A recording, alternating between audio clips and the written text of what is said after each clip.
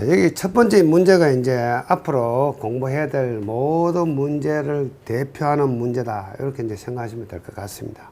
문제 1-10, 문제 1-12, 요 이야기하고 문제 1-10하고 1-12번 문제를 같이 여러분들이 이제 연결해서 공부를 하셔야 됩니다. 그래서 문제 1-10번으로 한번 가보겠습니다. 제가 방금 말씀드린 걸 이제 조금 더 우리가 깊이 파고 들어가 보면 이제 이런 이야기들이 나옵니다. 전남강도의 개념, 전응력, 유형력, 간극수합, 가인간극수합. 자, 이 가인간극수합은 지금까지 문제가 많이 나왔죠. 기출문제. 자, 전응력과 유형력, 이런 것도 문제가 나온 적이 있죠. 가인간극수합. 자, 요 내용을 아셔야만이 앞으로 여러분들이 이제 연역 집안에서 나오는 각종 용어라든가 그 개념 등을 이해하기 위해서는 전응력, 유형력, 간극수합, 가인간극수합.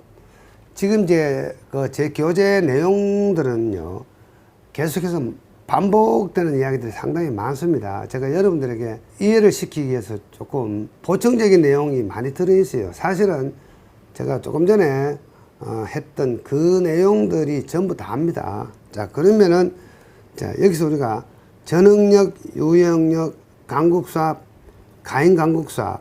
자, 요 이야기를 이제 우리가 또 한번 해보기로 하겠습니다. 나중에 제가 테레자키 안밀 모델이라고 소개를 하는데 그 내용하고도 관계가 되어 있고요. 저도 과거에 처음에 공부할 때 요 내용이 사실 좀 어려웠습니다. 자, 요것도 제가 그냥 말로 할 게 아니고 여러분들에게 판서를 해가면서 하는 게 나을 것 같습니다. 우리가 이 흙에 대해서 이야기를 할 때 막연하게 어렵다는 어떤 생각을 하지 말고 재밌다. 생활 속에 볼 수 있는 겁니다. 자, 이런 거 한번 그려보겠습니다. 흙 속에 흙의 입자를 한번 그려볼게요. 흙의 입자가 막 축구공만 하다 한번 생각해 보겠습니다. 큰 흙의 입자들이 있습니다. 여러분들 물그릇 속에 무거운 물체를 넣으면 어떻습니까? 물체의 부피만큼 부력이 작용하죠. 물체의 부피만큼 부력이 작용하는데, 자, 여기에 만약에 물이 이만큼 찼다고 한번 생각해 보겠습니다. 이 부분도 물로 차 있겠죠. 이 간극이 물로 차 있을 겁니다. 자, 이 간극에서 이 부분 어떤 이면의 단면을 한번 잘라보면은 이 흙 입자와 입자끼리 작용하는 힘이 있겠죠. 이걸 우리는 시그마 대시라고 이야기합니다. 시그마 프라임. 이걸 우리는 유효 연직 응력이다 이렇게 이야기합니다. 자, 그 다음에 요 경계면에서 물과 물끼리 작용하는 힘이 있을 겁니다. 이게 U입니다. 요게 간극수합입니다. 간극수합인데, 자, 만약에 여기에 어떤 힘이, P라는 힘이 작용한다면은 이 P라는 힘을 면적으로 나누어주면은 응력이라는 개념이 되겠죠. 응력이라는 개념이 되겠습니다. 이 P라는 힘은 어떻습니까? 이렇게 성토를 했다. 상부에 성토를 했다. 그러면 어떤 성토 하중이 작용하는 개념이 되는 겁니다. 작용했을 그 당시에 이 하부의 어떤 간극수합은 변화가 없다고 생각해 보겠습니다. 순간적으로 봤을 때는 요 시그마라는 요 힘은 여기 있는 유한 응력하고 요 간극수합이 다 받아줍니다. 초기에. 근데 시간이 지나면서 어떻습니까? 이 간극수합은 처음에 하중이 초기에는 그렇다가 어느 정도 하중이 실려서 시간이 지나가면은 요 지하수가 처음에는 여기 있었다.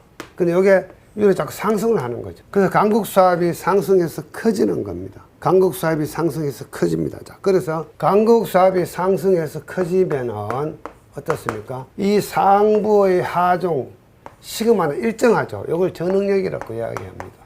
전응력. 요 간극수합이 커지면은 이 전응력 값은 일정하니까 요거 시그마 대시 요거는 당연히 적어져야 되겠죠.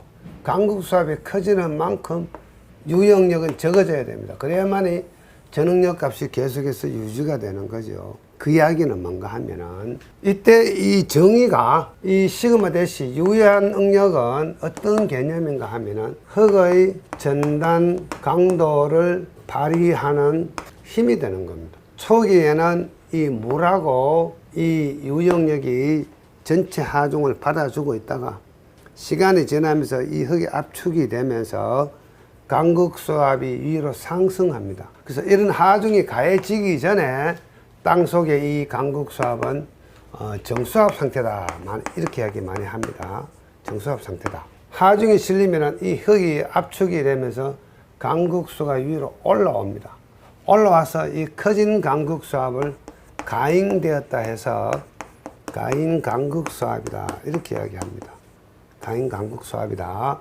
그리고 시간이 많이 지나면은 결국은 이 강국수합이 다 밖으로 빠져나가 버리겠죠. 빠져나가 버리면은 전응력은 누가 다 받아줍니까? 유한응력이 다 받아주죠. 그래서 정리하자면은, 자, 초기 단계에는, 자, 시그마, 전응력은 시그마 대시하고 유가 받아주다가, 자, 성토를 계속 해내려간다.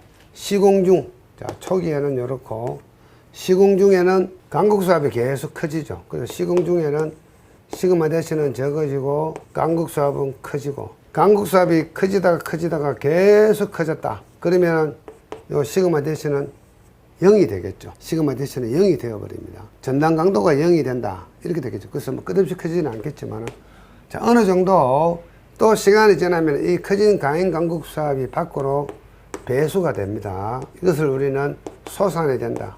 소산이 되고 나면은 최종적으로는 이 전응력은 시그마 대시가 받아주는 거죠. 이 U가 제로가 되었을 때 그 사이클이 있습니다. 처음에는 전응력은 유한 연적응력하고 강국수합이 받아주고 있다가 시간이 지나면서 이 흙이 압축이 되면서 강국수합이 커지고 유한응력이 적어지고 계속 가다 보면은 이 강국수합의 크기가 전체 응력의 크기하고 같아져 버렸다. 결국은 시그마 대시는 0이 되어 버리겠죠. 이 지경까지 가면은 모든 구조물은 붕괴가 일어나고 난리가 나는 겁니다. 난리가 나는 거. 그런데 시간이 지나면서 이것들이 다 소산이 되어 버렸다. 다 없어지고 나면은 다시 시그마는 시그마 대시로 되는 거죠. 자, 그 이야기는 뭔가 하면은 이런 시공행위를 했을 때 이 가행된 강국수합이 발생하지 않도록 미리 이 땅 속에 물을 위로 올려가지고 밖으로 배출시켜 버렸다. 그 공법이 뭐죠? 연약 집안에서 프리로딩. 미리 흙을 갖다 쌓아가지고 이 행위를 다 하고 나서 이 흙을 다시 걷어내고 여기에다가 이런 구조물을 하면은 뭡니까? 그게 프리로딩 공법이죠. 그래서 이런 어떤 강국수합의 변화, 응력의 변화들을 미리 다 우리가 인위적으로 만들어내고 난 다음에 여기에다가 구조물 공사를 하는 게 연약집안 개량의 원리입니다. 요거만 잘 이해하시면 나중에 여러분들 연약집안은 그저 먹기입니다. 별거 아닙니다. 요 유형력하고 전응력, 그 다음에 강국수합, 가행 강국수합만 잘 이해를 하시면은 연약집안 공부는 사실은 제1단원에서 사실은 끝이 나는 겁니다.